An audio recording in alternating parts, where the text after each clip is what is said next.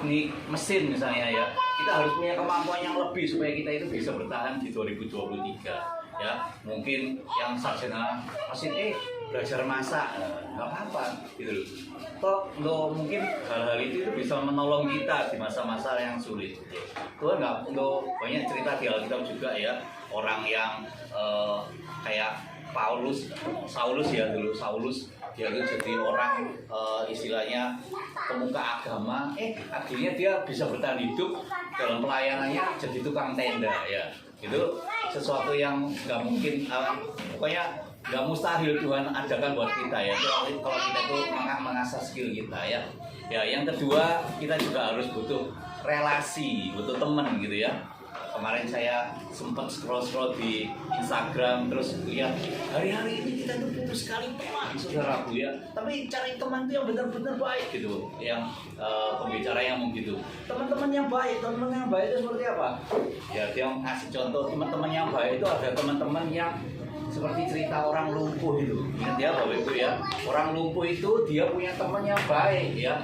4 orang temannya itu teman yang baik. Jadi teman yang baik itu cirinya, salah satu cirinya adalah yang mau membuat kita ini ya itu jadi lebih baik lagi, jadi better person gitu ya.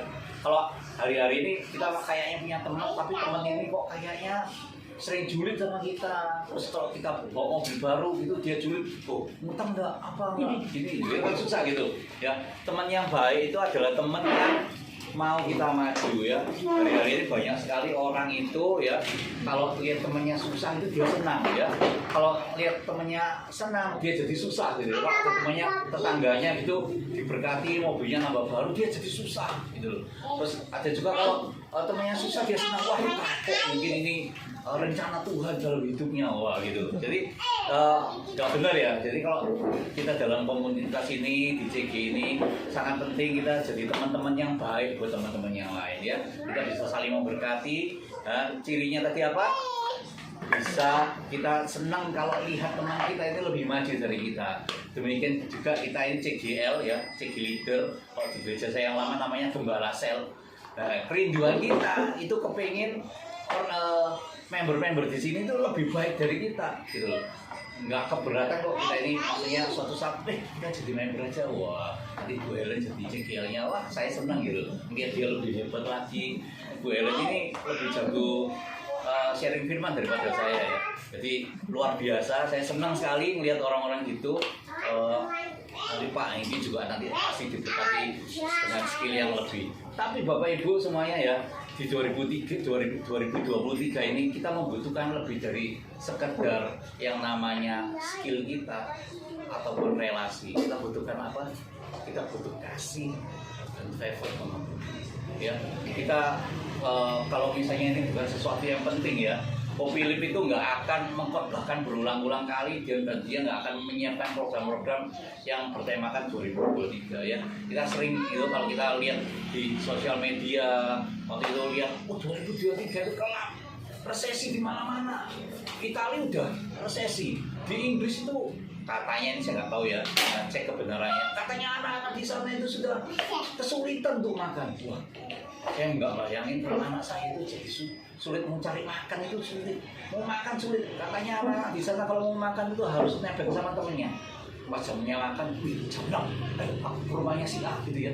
Aku mau nonton makan supaya kalau dengan harapan kalau dia ke sana, si A ini lagi makan, dia jalan makan kayak gitu.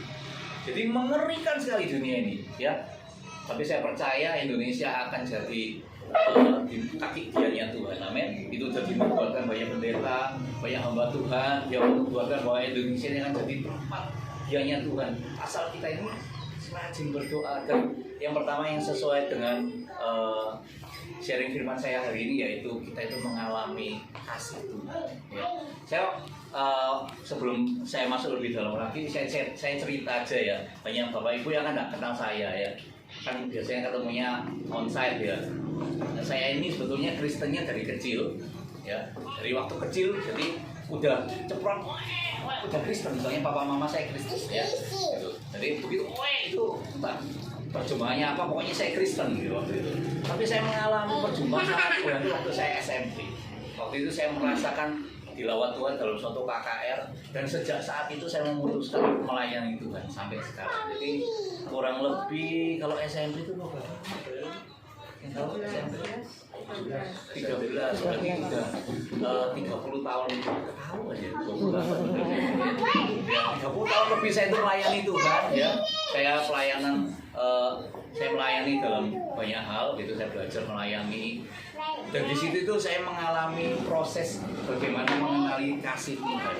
Ya, kalau Bapak Ibu mengalami pertama-tama kasih itu mengalami cinta mula-mula, belajar mengenal Tuhan, itu mungkin seperti saya gitu ya. Jadi ternyata banyak hal-hal waktu saya melayani Tuhan dalam kekristenan saya, itu saya mengalami paradigma yang salah tentang Tuhan. Saya mengalami banyak hal yang saya itu katanya Pastor Philip bilang kita ini terlalu banyak curiga sama Tuhan. Padahal Tuhan itu nggak kayak gitu. Ya tema sharing firman saya malam hari ini mungkin udah bisa di grup. Kita judulnya, titlenya Unconditional Love, artinya kasih yang tak syarat ya. Nah,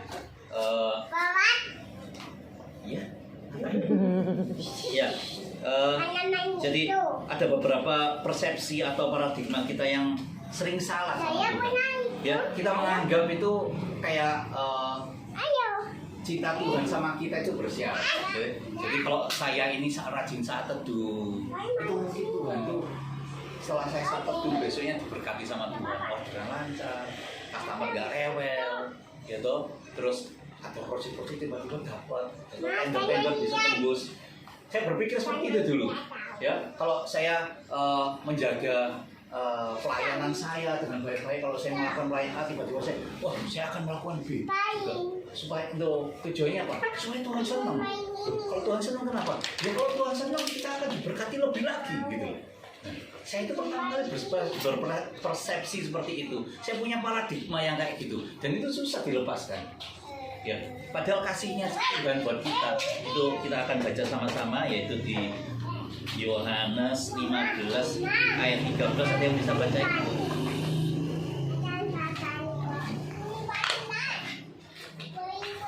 Salah satu bacain yuk supaya kita sama-sama update. Yohanes 15 ayat 13.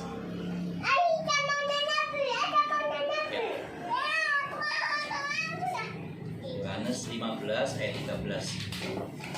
Yohanes 15 ayat 13.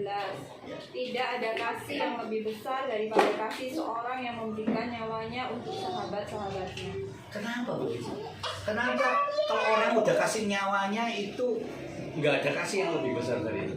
Ya kabeh sudah dikasihin. Semua harus dikeno kabeh Ustaz. Semua udah dikasihin, ya toh. Lebih gampang mana Tuhan itu kasih berkatnya atau kasih dirinya sendiri? Lebih gampang kasih berkat sama kita. Lebih gampang dia itu buka orderan dari kita semua, karena dia itu punya segala-galanya. Dia punya langit dan bumi. Dia dengan gampang kalau bilang kita, Tuhan aku kepengen ini gampang sekali, tapi dia pilih sesuatu yang sulit, yaitu apa? Memberikan dirinya supaya kita ini bisa punya hubungan yang intim sama Tuhan. Kita bisa mengalami kasih yang namanya unconditional love. Saya mengira gitu, Tuhan tuh akan begini kalau saya begini. Tetapi waktu perjalanan iman saya mengenal Tuhan ternyata begini. Tuhan itu cinta sama kita, Tuhan cinta sama kita, Tuhan cinta sama Bu Helen, Tuhan cinta sama Utami, Tuhan cinta sama kita semua. Itu walaupun artinya apa? Kalau kita walaupun tiap hari jatuh dalam dosa, walaupun kita itu selama kita bekerja kita sering nipu orang, Tuhan itu tetap sayang. Dan kasihnya itu nggak pernah sedikit pun nggak kurang, karena dia itu maha kasih. Dikatakan di Mazmur, kita baca lagi ya, Mazmur 86 ayat 15. Saya janji nggak akan baca terlalu banyak ayat firman hari ini, karena saya percaya kita udah tahu banyak sekali, cuma banyak hal-hal ini yang harus saya ceritakan, karena ini paradigma yang salah. Mungkin Bapak Ibu sudah mengalami, dan malam hari ini kita bisa bertobat dan belajar sama-sama. Ya, salah satu baca Mazmur 86 ayat 15. Mazmur 86 ayat 15. Tetapi Engkau ya Tuhan, Allah penyayang dan pengasih, panjang sabar dan berlimpah kasih dan setia. Berlimpah kasih setia. berlimpah itu bukan seember kok, berlimpah. Jadi kalau air